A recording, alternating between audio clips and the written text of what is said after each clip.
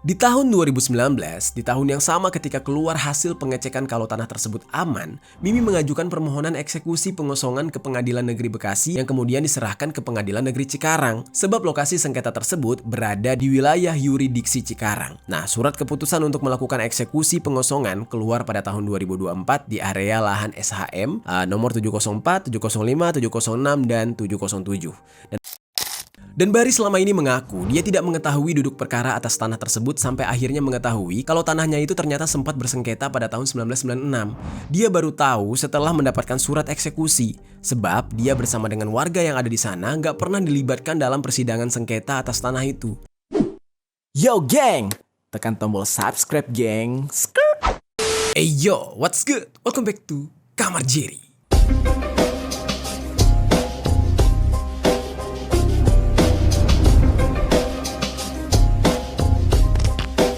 Geng. Oke, lagi-lagi geng, negara kita sedang gak baik-baik aja. Baru awal tahun udah terjadi masalah-masalah yang aneh-aneh lah di negara kita. Salah satunya adalah yang bakal kita bahas, yaitu mengenai sengketa tanah yang ada di daerah Tambun Selatan, Bekasi, yang mengharuskan para warga yang tinggal di sana terusir dari rumah mereka sendiri, yang udah mereka bayar bertahun-tahun. Padahal mereka semua punya SHM atau surat hak milik ya, yang menjadi bukti kalau mereka benar-benar memiliki tanah tersebut, sudah mereka bayar lunas. Kejadian seperti ini membuat banyak orang jadi khawatir. Bisa aja kan, ya kita semua juga mengalami hal serupa. Punya SHM tapi bisa kehilangan rumah kita, padahal kepemilikannya udah sah di mata hukum. Tapi apa yang sebenarnya terjadi dengan hal ini? Kenapa bisa warga yang ada di sana kehilangan hak kepemilikan atas tanah mereka sendiri? Kalian bayangkan geng, gimana perasaannya kalau kalian mengalami hal ini atau orang tua kalian mengalami hal ini? Nih, coba lihat. Ini saya kan punya sertifikat bikin siapa ini? Ini sertifikat bikin siapa ini? Ya Allah. Kebayang gak tuh geng? Kalian punya surat kayak gitu, tapi tiba-tiba kalian dianggap bukan pemilik dari tanah yang sudah kalian bayarkan bertahun-tahun bahkan berpuluh tahun. Nah, di video kali ini gue bakal coba untuk merangkum kasusnya dengan bahasa yang sederhana biar kalian paham duduk permasalahannya dan gak bingung soal apa yang sedang terjadi di Tambun Selatan Bekasi ini. Nah, langsung aja kita bahas secara lengkap di sisi lain.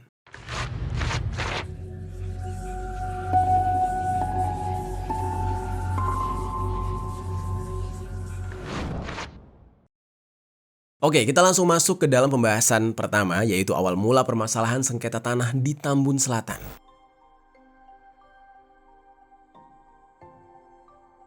Jadi geng, permasalahan ini terjadi di sebuah klaster Setia Mekar Residence 2, Tambun Selatan, Bekasi. Nah, satu klaster itu ada 60 unit rumah, tapi nggak semuanya yang jadi sengketa, hanya ada 19 unit aja. Dan 9 diantaranya masih dalam tahap pembangunan. Untuk bisa memahami apa yang sebenarnya terjadi, kita harus mundur sedikit nih geng, ke beberapa tahun lalu agar kalian paham mengenai alur dari penjualan tanah tempat di mana rumah-rumah itu berada. Nah, tapi di sini ada dua versi cerita dari kejadian ini geng. Jadi gue bakal jelasin dulu satu persatu.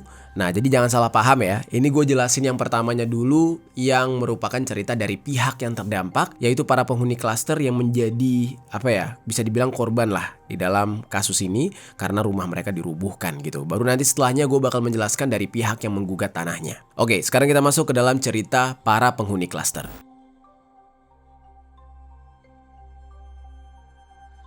Nah, jadi geng, di sekitar tahun 1967 ada seseorang yang bernama Juju Saribanon Doli yang merupakan pemilik pertama yang terdaftar di dalam SHM nomor 325 untuk lahan seluas 3,6 hektar. Lokasinya itu berada di Jatimulya, Kota Bekasi sebelum terjadinya pemekaran Kabupaten Bekasi. Nah, waktu itu yang bernama Juju ini menjual tanah kepada seseorang yang bernama Abdul Hamid.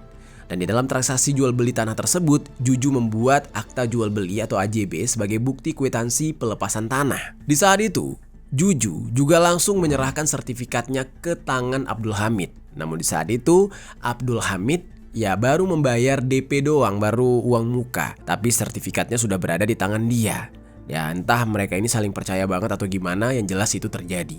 Nah seiring berjalannya waktu, Abdul Hamid gak kunjung juga melunasi pembelian tanah itu kepada Juju, yang menimbulkan dugaan kalau Abdul Hamid sudah melakukan one prestasi, yaitu sebuah kondisi ketika salah satu pihak dalam perjanjian tidak memenuhi kewajiban, yang mana di dalam kasus ini adalah kewajiban untuk melunasi pembayaran tanah tersebut. Nah hal ini yang membuat Juju secara sepihak akhirnya membatalkan perjanjian jual belinya dengan Abdul Hamid. Jadi di cancel lah tuh. Walaupun perjanjian jual beli tersebut sudah dibatalkan oleh Juju, tapi kan sertifikatnya sudah berada di tangan Abdul Hamid, sehingga sangat mudah untuk diselewengkan. Nah diketahui kalau tanah yang dibeli dari Juju hanya dengan DP tersebut bukan untuk dimiliki oleh Abdul Hamid, melainkan untuk dijual lagi, makanya sertifikatnya yang sudah berada di tangan dia belum dibalikin namanya. Nah jadi untuk itu dia menunjuk pihak ketiga yang bernama Bambang Herianto, yang katanya juga merupakan anak buah dari Abdul Hamid sendiri.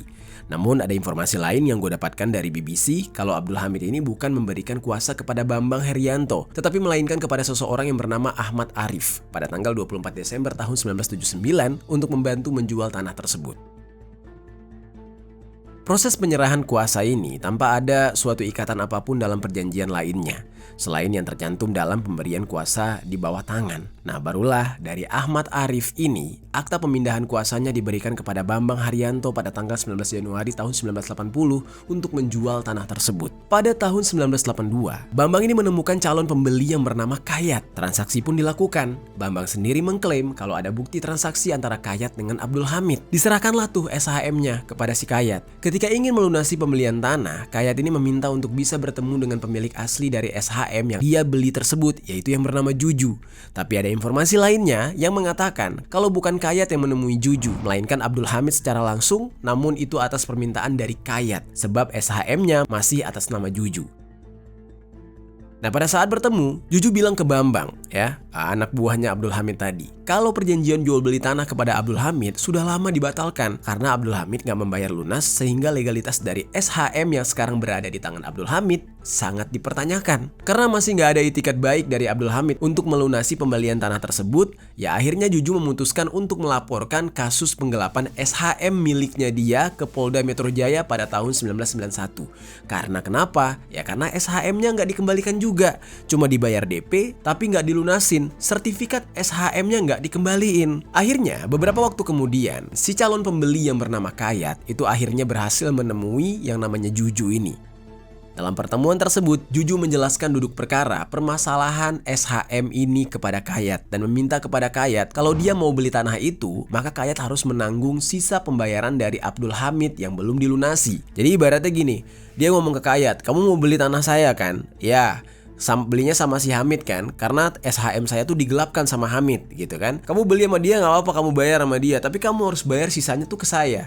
Ke dia tuh cuma bayar DP-nya. Nah sementara kan Abdul Hamid gak mau gitu, karena niatnya memang ya mau menjual full tanah tersebut. Nah kurang lebih ceritanya gitu. Kayat juga sebagai pembeli ya gak mau gitu juga gitu kan. Otomatis kan dia jadi bayar double gitu. Nah lalu setelah itu Kayat pun akhirnya memilih untuk membeli tanah tersebut melalui Juju aja, dengan syarat ya dia hanya perlu membayar sisa uang yang belum dibayar oleh Abdul Hamid, ya kan, yang suratnya berada di tangan Abdul Hamid. Dan di saat itu Juju kembali membuat AJB serta sertifikat baru dan dibalik nama dari Juju menjadi atas nama Kayat. Selesai dibalik nama menjadi nama Kayat, dia kemudian memecah sertifikat tersebut menjadi 4 bidang, yaitu SHM dengan nomor 704, 705, 706, dan 707 tepat pada tahun 1995. Nah ternyata tanah tersebut bukan untuk dimiliki, tapi untuk Kayat jual lagi kepada seseorang yang bernama Tunggul Paraloan Siagian sebanyak 2 bidang tanah, yaitu SHM bernomor 704 seluas 2,4 hektar dan 705 dengan luas 3.290 meter persegi pada tahun 1996, lalu membalik nama SHM tersebut menjadi namanya. Sementara untuk 2 tanah lain, yaitu SHM dengan nomor 706 dan 707 dijual secara acak oleh Kayat. Gue udah sempat mencari tahu siapa yang membeli sertifikat tersebut, tapi gue gak menemukan informasi yang jelas. Jadi mungkin di antara kalian ada yang tahu informasinya, bisa ditambahkan infonya di kolom komentar nih geng. Di tahun yang sama, ketika Tunggul membeli tanah kepada Kayat, anak dari Abdul Hamid yang bernama Mimi Jamilah secara tiba-tiba melayangkan gugatan ke Pengadilan Negeri Bekasi setelah Abdul Hamid meninggal. Nah, jadi kayak ibaratnya tuh anaknya ini tahu kalau bapaknya punya SHM tanah tersebut. Nah, di saat itu Mimi mengajukan gugatan dengan membawa AJB sebagai bukti kalau Abdul Hamid ayahnya pernah bertransaksi membeli tanah kepada pemilik awal yaitu Juju. Tanpa anaknya tahu bahwa ya ayahnya belum melunasi tanah tersebut, baru DP doang. Dan pada saat itu ada 4 pihak yang menjadi tergugat, yaitu Bambang, Kayat, Juju, dan juga Tunggul sebagai pembeli terakhir katanya. Namun ada informasi lain yang mengatakan kalau yang tergugat itu ada 5 orang sebenarnya. Satunya adalah notaris yang bernama Exo Marian Sutarno di Pengadilan Negeri Bekasi. Gugatan tersebut juga berlangsung cukup panjang hingga ke tingkat kasasi. Nah, singkat ceritanya nih ya, dari tahun 90-an tuh tanah bermasalah. Pada tahun 2002 dikeluarkanlah akta perdamaian antara Mimi, anaknya Abdul Hamid, dengan pihak yang tergugat tadi. Setelah perdamaian tersebut, udah nggak ada lagi tuh isu perihal SHM tadi. Dan gak lama setelah itu, Kayat pun meninggal dunia. Setelah semua permasalahan dianggap sudah selesai, akhirnya Tunggul memutuskan untuk menjual SHM bernomor 705 kepada seseorang yang bernama Abdul Bari, seorang developer dari klaster Setia Mekar Residence 2 pada tahun 2019. Nah, dari tahun 90-an, akhirnya di tahun 2019 itu SHM berpindah tangan. Nah, salah satu bidang itu saya beli dari orang yang atas nama Tunggul. Dari seseorang beratas nama Tunggul seluas 3.290 meter persegi dengan nomor sertifikat 705 pada tahun 2019. Pembayaran tersebut diawali dengan DP pertama yang diserahkan oleh Bari ke Tunggul pada akhir tahun 2018. Nah, sebelum melunasi pembayaran, Bari ini berinisiatif untuk memeriksa kelayakan dan legalitas dari SHM yang dijual oleh Tunggul ini ke Kantor Agraria dan Tata Ruang atau Badan Pertanahan Nasional ATR_BPN Kabupaten Bekasi. Hasil dari pengecekan tersebut keluarlah pada tahun 2019 yang menyatakan kalau SHM-nya tidak bermasalah dan gak ada pemblokiran, penyitaan, dan gak menjadi aset tanggungan. Tapi geng, di tahun yang sama ketika Bari mendapatkan hasil pengecekan dari SHM yang dia beli, diketahui kalau Mimi ternyata mengajukan permohonan eksekusi pengosongan ke Pengadilan Negeri Bekasi yang kemudian diserahkan ke Pengadilan Cikarang karena lokasi sengketanya berada di wilayah yurisdiksi Pengadilan Cikarang. Nah, hal ini ternyata belum diketahui oleh Bari. Nah, Bari melakukan pelunasan atas pembelian tanah kepada Tunggul dan membalik nama SHM nomor 705 itu menjadi atas namanya dia yang sebelumnya atas nama Tunggul. Kemudian, pada tahun 2020, Bari memecah SHM nomor 705 itu menjadi 27 bidang tanah untuk keperluannya membangun klaster dengan keluarnya rekomendasi dari pejabat terkait mulai dari pemerintah desa, kecamatan hingga BPN sebagai dasar untuk melakukan proses pemecahan sertifikat. Pembangunan klaster ini juga diperkuat dengan adanya izin mendirikan bangunan atau IMB. Nah, terus Bari memecah SHM nomor 75 tersebut menjadi 27 bidang dan setelah bangunan klaster sudah didirikan, Bari melakukan kerjasama dengan sebuah bank agar pihak bank memberikan fasilitas kredit kepemilikan rumah atau KPR ya guna mempermudah orang-orang yang akan membeli. Terjadilah tuh transaksi atas 27 bidang tanah tersebut dengan orang-orang yang ingin membeli rumah di klaster itu. Ada juga yang membeli untuk mendirikan ruko. Nah, namun ada beberapa pemilik rumah yang baru membayar DP doang juga, belum sempat full. Nah, setelah terjadinya pembayaran, barulah Bari membalik nama SHM tersebut atas 27 bidang tadi menjadi nama para pembeli, lalu memberikan HT atau hak tanggungan yang terpasang dari 18 bank milik pemerintah. Nah, dari sini kita bisa lihat ya geng, kalau semua prosesnya itu sah gitu. Benar-benar ya prosedurnya terdaftar resmi. Maksudnya tuh orang-orang yang membeli rumah-rumah ini, mereka membayar dengan uang mereka, terus juga surat-suratnya lengkap, mereka bayar lunas gitu. Nah, tapi pada akhirnya mereka yang tidak tahu menahu permasalahan tanah ini, ya mereka pun menjadi korban. Nah, cerita yang barusan itu adalah cerita dari pihak yang terdampak, ya kan? Para penghuni klaster, pemilik klaster. Nah, sekarang kita coba bahas nih geng, cerita dari sisi si penggugat. Ya, dari sisi orang yang bernama Mimi yang menggugat tanah klaster tersebut, anak dari Abdul Hamid.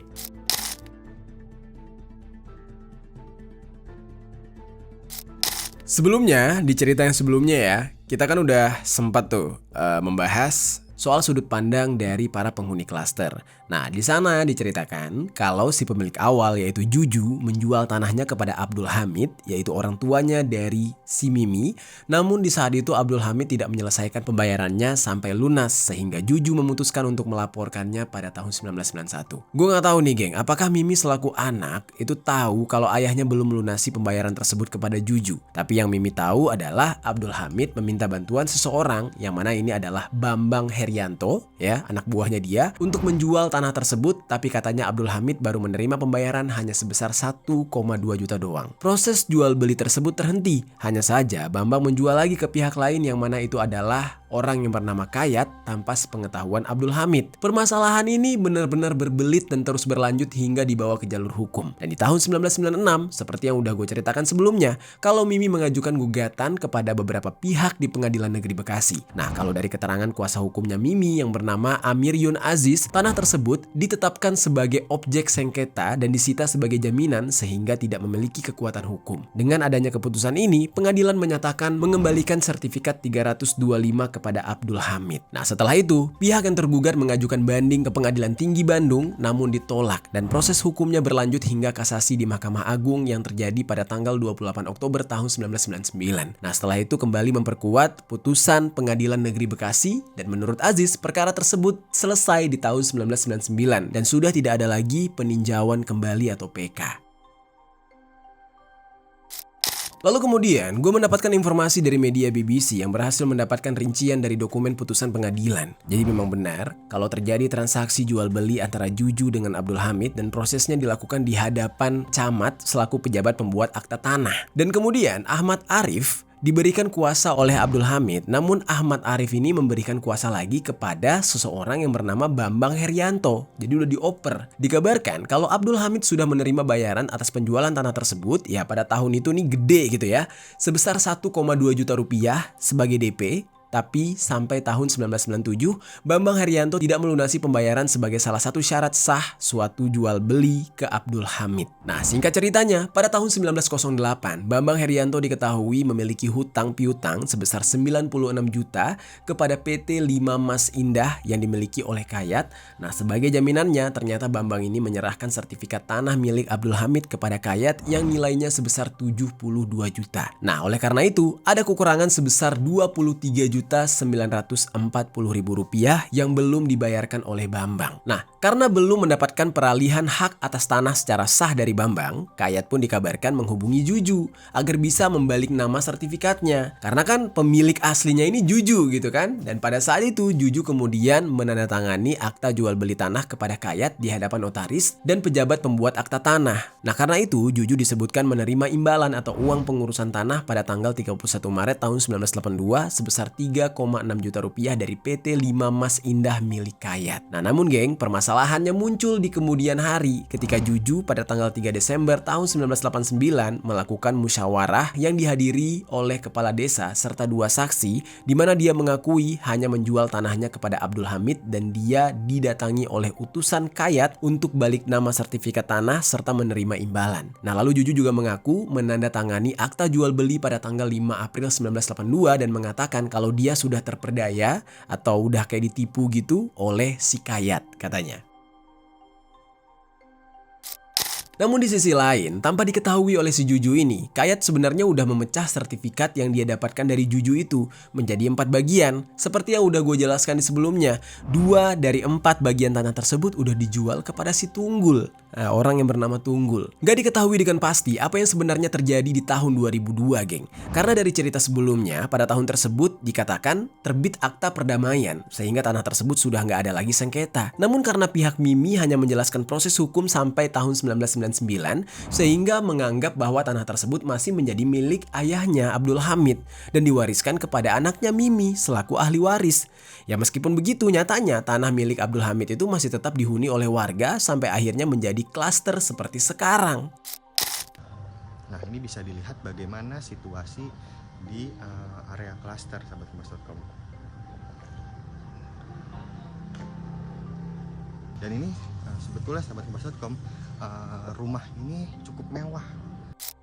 Di tahun 2019, di tahun yang sama ketika keluar hasil pengecekan kalau tanah tersebut aman, Mimi mengajukan permohonan eksekusi pengosongan ke Pengadilan Negeri Bekasi yang kemudian diserahkan ke Pengadilan Negeri Cikarang, sebab lokasi sengketa tersebut berada di wilayah yuridiksi Cikarang. Nah, surat keputusan untuk melakukan eksekusi pengosongan keluar pada tahun 2024 di area lahan SHM nomor 704, 705, 706, dan 707.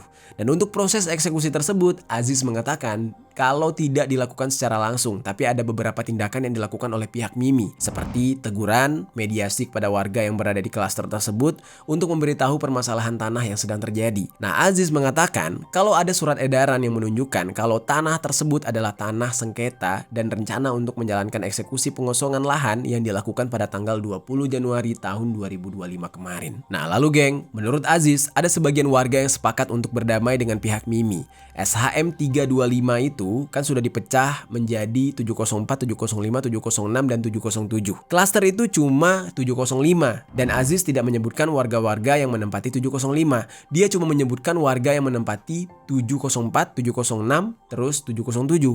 Dan di 704 katanya ada 3 orang warga klaster yang memutuskan untuk berdamai. Nah, gue juga nggak paham nih berdamainya tuh kayak gimana. Yang jelas ya berdamai lah. Nah, sementara 706 ada 8 orang yang berdamai, 4-nya tidak. Dan 707 yang memilih untuk tidak berdamai sama sekali. Nah, meskipun kata Aziz pihaknya sudah menyampaikan beberapa kali terkait sengketa yang terjadi atas tanah tersebut, dikatakan masih ada warga yang tidak mengetahui detail mengenai sengketa sejak awal ketika mereka membeli rumah di sana. Dan Aziz menilai kalau Tunggullah yang menyiasati transaksi jual beli sehingga terlihat legal, padahal dalam putusan sudah menyebutkan kalau tanah yang ada di sana adalah milik Abdul Hamid dan ini disengketakan. Akhirnya hal ini jadi berdampak ke Bari selaku pembeli selanjutnya. Nah, namun Aziz juga menilai kalau Bari berniat buruk karena kemungkinan besar dia juga tahu permasalahan atas tanah tersebut, yang mana tanah tersebut adalah tanah sengketa, namun dia masih juga untuk menjualnya kepada warga dan membuatnya menjadi klaster. Jadi pemainnya rame nih, pemainnya tuh udah saling lempar-melempar, oper-mengoper gitu geng. Panjang banget ceritanya dari tahun 1990-an sampai sekarang. Terus kemudian Aziz juga bercerita nih geng, kalau dia sempat bertemu dengan Bari untuk menyelesaikan sengketa tanah tersebut di tanggal 12 Juni tahun 2020 di Aston Bekasi. Di dalam pertemuan itu, Bari meminta kepada Aziz agar rumah yang ada di klaster tidak dikosongkan dan bisa diselesaikan dengan baik-baik. Aziz menyebutkan kalau saat itu dia menawarkan solusi, kalau Bari nggak ingin tanahnya dieksekusi, maka tanah tersebut harus dibeli dari Mimi selaku pemilik. Jadi Mimi mendapatkan bagian. Katanya Bari deal untuk membeli tanah tersebut senilai 3 miliar. Nah, sebagai tindak lanjut administrasi, Aziz mengaku sudah membuat surat kepada Bari, yang mana di dalam surat tersebut disebutkan bahwa PT Muara Berkah Mandiri yang diklaim sebagai perusahaannya Bari meminta kerjasama dalam pengelolaan proyek perumahan dengan syarat mencabut sita jaminan atas tanahnya Mimi. Hanya saja geng, setelah pertemuan tersebut nggak ada tindakan lebih lanjut dari Bari, padahal sebelumnya dia sudah deal untuk membeli tanah itu. Pembayaran 3 miliar itu nggak pernah dilakukan oleh Bari dan Bari baru muncul lagi ketika eksekusi pengosongan dilakukan. Awalnya itu dia menghilang. Dan Aziz sangat menyayangkan kalau saja kesepakatan antara dia dengan Bari dilaksanakan, mungkin aja eksekusi terhadap klaster itu nggak akan terjadi dan nggak ada warga yang dirugikan. Nah, sementara di sisinya Bari geng, dia membenarkan kalau dia pernah bertemu dengan Aziz pada saat itu. Tapi katanya dia, kesepakatan membeli tanah tersebut sebesar 3 miliar itu bukan atas keinginannya dia, melainkan dia itu dipaksa untuk membeli itu dari Aziz alias ya dari pihaknya Mimi. Nah, oleh karena itu, Bari nggak mengindahkan atau tidak menindaklanjuti pembeliannya. Terlebih lagi Bari mengatakan kalau pihak Aziz tidak bisa membuktikan keabsahan SHM tersebut dan posisinya SHM 705 memang sudah dia balik nama menjadi namanya, yang mana proses balik nama tersebut dia lakukan sesuai dengan ketentuan dari ATR_BPN. Dari sini kita bisa lihat ya geng, betapa rumitnya problem ini dari tangan ke tangan ya, tapi semoga kalian paham ya dengan apa yang gue jelaskan tadi berdasarkan cerita dari dua belah pihak. Nah, cerita yang kedua itu dari pihak penggugat. Dan atas eksekusi pengosongan ini banyak warga yang menjadi terdampak, sedih banget. Apalagi ada di antara mereka yang masih tidak mengetahui mengenai sengketa tanah yang terjadi selama ini. Ya, sekarang kita akan masuk nih geng ke dalam pembahasan mengenai perlawanan warga terkait sengketa tanah tersebut.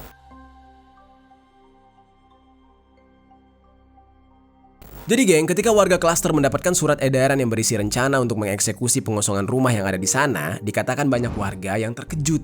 Sebab sedari awal mereka nggak mengetahui permasalahan yang terjadi terkait tanah yang mereka tempati ini. Dan mereka bingung kenapa tanahnya menjadi sengketa, padahal mereka sendiri punya SHM juga dan sah. atas nama negara gitu. Bari selaku developer sekaligus warga yang juga tinggal di klaster Setia Mekar Residence 2 tersebut mengatakan kalau dia menerima surat pemberitahuan eksekusi itu baru pada tanggal 18 Desember 2024. Setelah dia mendapatkan surat itu, dia melakukan pengecekan ke Badan Pertanahan Nasional atau BPN untuk melakukan pengecekan SPKT pada tanggal 21 Januari 2025. Dan menurut Bari, setelah dicek, tidak terjadi masalah apa-apa dan gak ada yang bermasalah dari tanah tersebut. Nah, hal ini menjadi aneh banget. Kenapa bisa ada surat pemberitahuan eksekusi pengosongan sementara ketika dicek ke BPN tanahnya gak bermasalah? Ini emang, aduh, negara dagelan emang aneh-aneh aja gitu ya. Perlawanan kami sudah masuk. Saya kasih unjuk. Dan Bari selama ini mengaku dia tidak mengetahui duduk perkara atas tanah tersebut sampai akhirnya mengetahui kalau tanahnya itu ternyata sempat bersengketa pada tahun 1996. Dia baru tahu setelah mendapatkan surat eksekusi, sebab dia bersama dengan warga yang ada di sana nggak pernah dilibatkan dalam persidangan sengketa atas tanah itu. Kalau sudah begini, yang menjadi korban adalah para warga yang ada di sana, karena kalau mereka diminta untuk pergi dari rumah mereka sendiri, mereka mau tinggal di mana? Apalagi mereka pemilik SHM atas tanah tersebut. Dan Bari juga sama sebagai developer. Nah, oleh karena itu, karena merasa tidak terima atas putusan pengadilan, warga melakukan perlawanan hukum dengan mengajukan gugatan putusan ke Pengadilan Negeri Cikarang kelas 3. Permohonan gugatan pun diterima dan dijadwalkan sidang pertamanya akan dilakukan pada tanggal 10 Februari. Namun, warga menyayangkan meskipun sudah mengajukan gugatan, ternyata penggusuran tetap dilakukan, tetap dieksekusi, rumah mereka dirubuhkan. Terlebih lagi, sidang pertamanya aja baru diselenggarakan di tanggal 10. Pengadilan Negeri Cikarang akhirnya angkat bicara menyoal eksekusi lahan di klaster Setia Mekar Residence 2, Kabupaten Bekasi, Jawa Barat yang berakhir ricuh. Lalu geng, eksekusi pengosongan pun dilakukan terhadap tanah, rumah, ruko, bengkel, dan juga warung yang ada di sana. Rumah-rumah di sana masih utuh dan gak ada tanda kerusakan berat, tapi ada beberapa kondisinya yang sudah kosong dan tidak berpenghuni serta barang-barang di dalamnya udah diangkut semua. Beberapa rumah juga ada yang masih dalam tahap pembangunan dan di depan klaster itu ada 8 unit ruko yang menjadi bagian dari proses sengketa. Semuanya gak beroperasi dan listriknya dipadamkan. Cuma ada satu ruko yang masih beroperasi karena pemiliknya berniat untuk melakukan mediasi dengan pihaknya Mimi. Dan warga yang menjadi korban sudah mengosongkan rumah mereka sejak tanggal 30 Januari dan prosesnya juga dikatakan mundur dari yang dijadwalkan yang seharusnya dilakukan pada tanggal 20 Januari. Nah, warga sempat melakukan perlawanan di depan gerbang klaster dan bertahan di properti mereka. Namun ada jurusita dari Pengadilan Negeri Cikarang kelas 2 yang meminta mereka untuk segera mengosongkan rumah mereka. Listrik serta air juga udah dicabut dan saat ini terdapat 2 papan pengumuman yang dipasang di depan ruko serta klaster. Di papan tersebut tertulis bahwa tanah di sana adalah milik dari Mimi Jamilah disertai dengan sejumlah nomor perkara putusan pengadilan yang menjadi dasar pengakuan tersebut. Jadi udah sah miliknya Mimi. Nah, Bari selaku developer, orang yang terakhir memegang hak atas tanah tersebut gitu ya, dia menyayangkan proses eksekusi pengosongan yang dilakukan oleh Pengadilan Negeri Cikarang kelas 2 karena dia melihat pihak pengadilan banyak melanggar aturan katanya dan juga melanggar undang-undang yang berlaku. Nah, pertama katanya sudah ada perlawanan penolakan eksekusi. Kedua, eksekusi pengosongan lahan nggak dibacakan di atas objek sesuai kedudukan SHM dan nggak didengar oleh para pihak. Misalkan eksekusi untuk SHM nomor 704, maka surat eksekusinya harus dibacakan di atas tanah SHM 704. Begitu dengan seterusnya. Nah, ketiga kata dia, eksekusi ini dilakukan di luar jam dinas operasional. Dasar hukum perlawanan warga sangat jelas menurut Bari.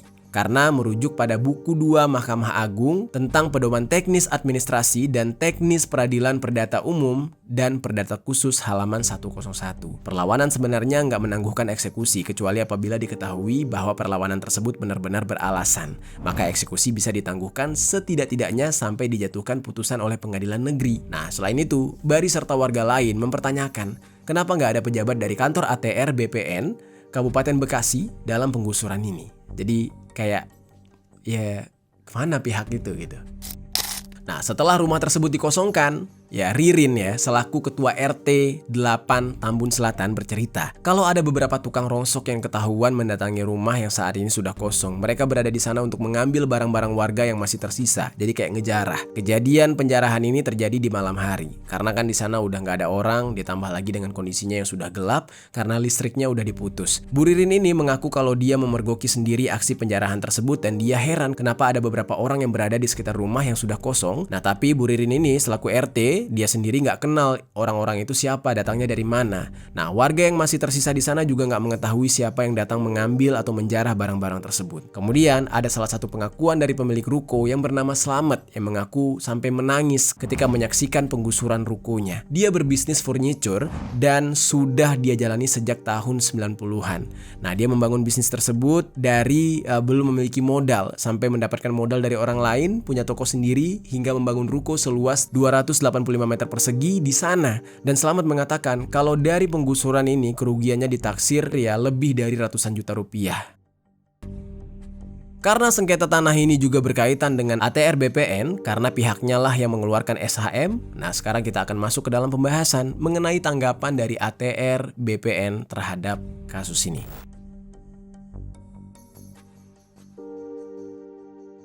Oke, seperti yang kita tahu ya geng, untuk bisa mendapatkan SHM harusnya melalui proses pengurusan di BPN.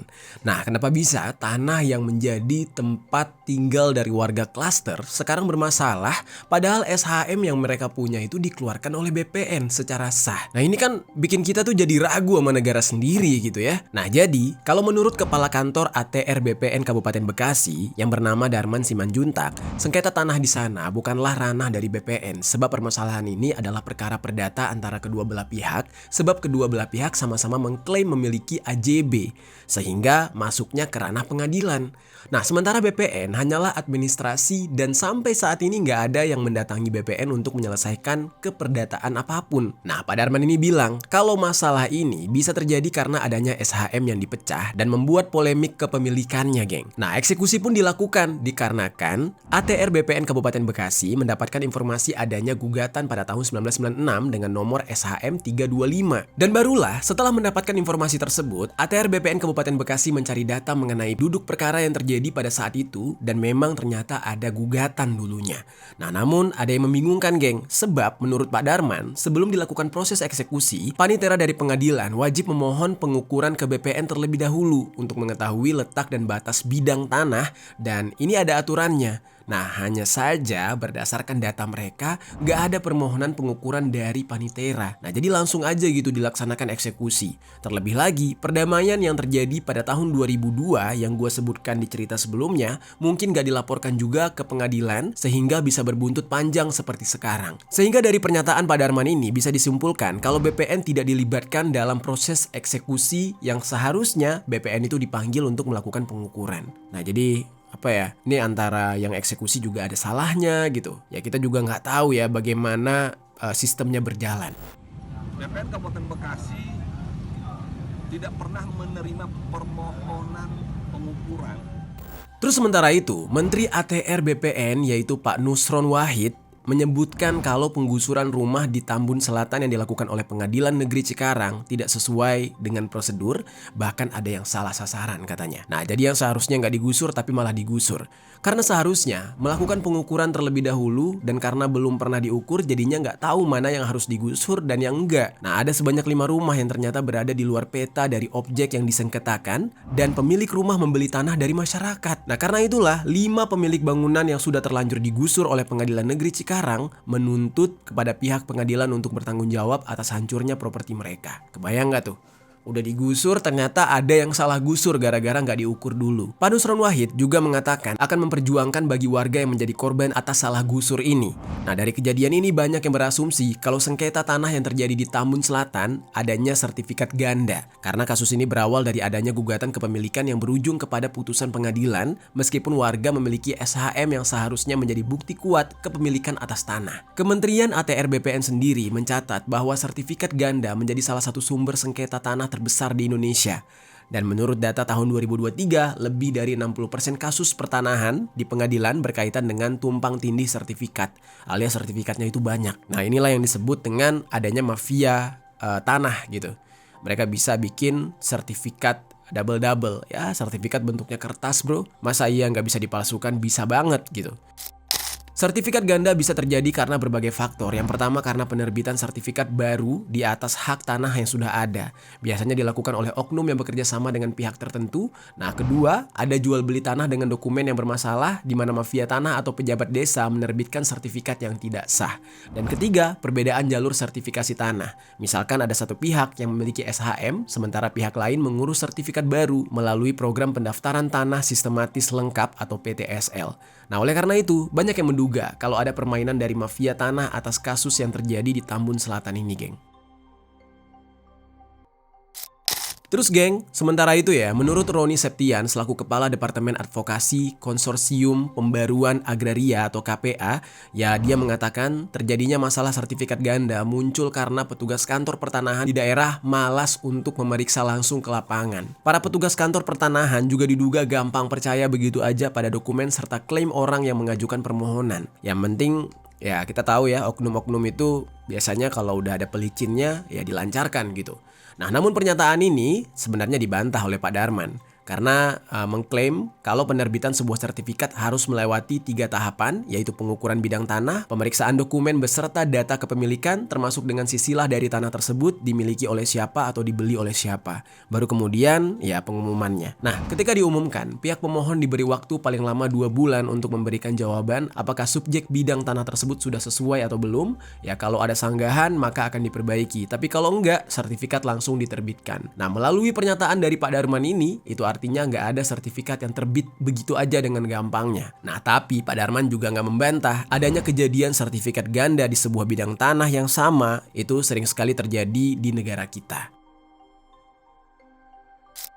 Lalu apa solusi dari Kementerian ATR BPN untuk mencegah adanya indikasi permainan dari mafia tanah kayak gini? Nah, kementerian membuat sebuah kebijakan baru untuk mendigitalisasi sertifikat tanah. Ya, sekarang gue akan masuk ke dalam pembahasan mengenai digitalisasi sertifikat tanah yang dibuat oleh ATR BPN.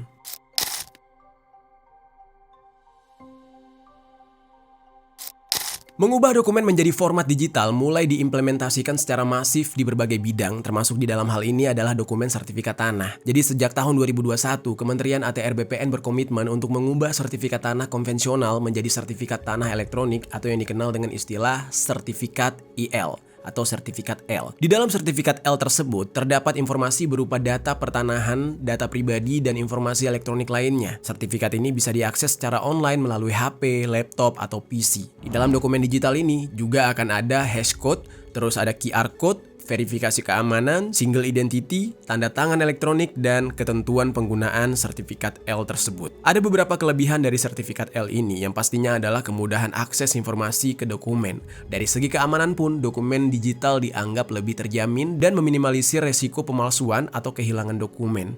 Nah, kemudian sertifikat L juga sangat efisien untuk pemberkasan atau administrasi dokumen sebab nggak seperti sertifikat konvensional yang memerlukan banyak nomor seperti nomor surat ukur, nomor hak, dan nomor identifikasi bidang. Nah, sertifikat L hanya menggunakan satu nomor, yaitu nomor identifikasi bidang. Nah, tapi perlu dicatat oleh pihak kementerian, upayanya bagus untuk memudahkan masyarakat, tapi perlu adanya peningkatan keamanan cyber untuk bisa menjamin dokumen-dokumen kita itu ya sudah dalam bentuk digital aman. Karena kita lihat aja, geng, sudah berapa banyak situs dan data milik pemerintah yang diretas atau dihack, ya kan? Yang membuat banyak orang jadi meragukan keamanan data diri mereka yang disimpan di database pemerintah. Jadi oleh karena itu, upaya ini harus didukung dengan keamanan cyber yang memadai untuk mengantisipasi pencurian data atas dokumen digital milik masyarakat. Dan untuk kasus di Tambun Selatan dikatakan kalau Komisi 2 DPR ingin mendengar aspirasi dari para korban yang terdampak penggusuran dan sudah mengirimkan surat audiensi kepada korban untuk membantu menyelesaikan sengketa yang terjadi di sana. Ya, kita doakan aja semoga permasalahan ini bisa segera selesai, geng. Dan ya semua orang mendapatkan haknya kembali. Nah, itu dia, geng, pembahasan kita hari ini tentang apa yang terjadi di negara kita. Cukup miris banget, sedih banget gitu ya. Dan ya, gimana menurut kalian tentang kejadian ini? Coba tinggalkan komentar di bawah.